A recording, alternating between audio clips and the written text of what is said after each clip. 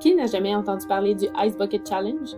Ce défi dans lequel les participants devaient se verser un seau d'eau glacée sur la tête a été lancé en 2014 et avait pour but de ramasser des fonds pour faire avancer la recherche sur la sclérose latérale amyotrophique. La sclérose latérale amyotrophique est une maladie neurodégénérative affectant plus de 3000 personnes au Canada. Chez les patients atteints de la SLA, les neurones moteurs meurent progressivement. Ces neurones moteurs sont les cellules du système nerveux responsables de faire le relais du cerveau jusqu'aux muscles pour transmettre l'ordre de se contracter. La mort de ces neurones moteurs cause donc des problèmes de motricité, puis une paralysie se propage progressivement à travers le corps. Ultimement, cette paralysie atteint les muscles contrôlant la respiration et entraîne le décès du patient dans les 2 à 5 ans suivant le diagnostic. Malheureusement, il n'existe encore aucune cure contre cette maladie.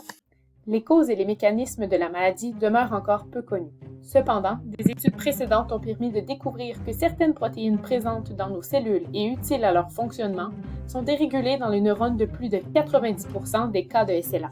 Une de ces protéines, la protéine TDP43, nous intéresse particulièrement. Pour fonctionner adéquatement, une protéine doit se trouver au bon endroit. TDP43 se trouve normalement dans le noyau des cellules, et dans le contexte de la SLA, cette protéine est délocalisée vers le cytoplasme, s'accumule et agrège dans les cellules, devenant ainsi toxique pour la cellule. Notre laboratoire s'applique donc à trouver un moyen d'aider les cellules à se débarrasser de cette forme toxique de la protéine afin de favoriser la survie de celle-ci. La thérapie que nous testons actuellement est un anticorps dirigé contre la protéine TDP43. Cet anticorps pénètre dans la cellule et l'aide à dégrader le 43 pour s'en débarrasser. Cet anticorps est donc injecté dans la moelle épinière de souris malade atteinte de la SLA. Il pourra alors diffuser le long de la moelle épinière et pénétrer dans les cellules du système nerveux pour y accomplir sa mission. Des tranches fines de la moelle épinière sont donc coupées. La protéine TDP43 est colorée en rouge grâce à une technique appelée immunofluorescence. Ainsi, il est possible d'analyser l'état et la localisation de la protéine TDP43 grâce à un microscope spécial appelé le microscope confocal.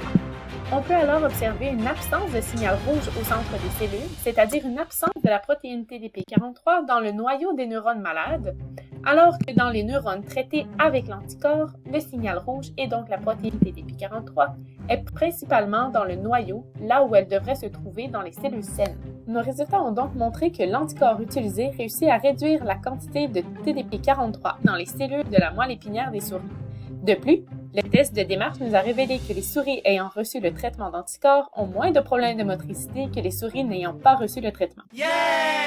Il reste encore beaucoup de travail sur la planche pour vérifier l'efficacité de cette thérapie et améliorer son utilisation, mais les résultats sont prometteurs et nous rapprochent du jour où une thérapie sécuritaire et efficace sera disponible pour ralentir ou traiter cette maladie.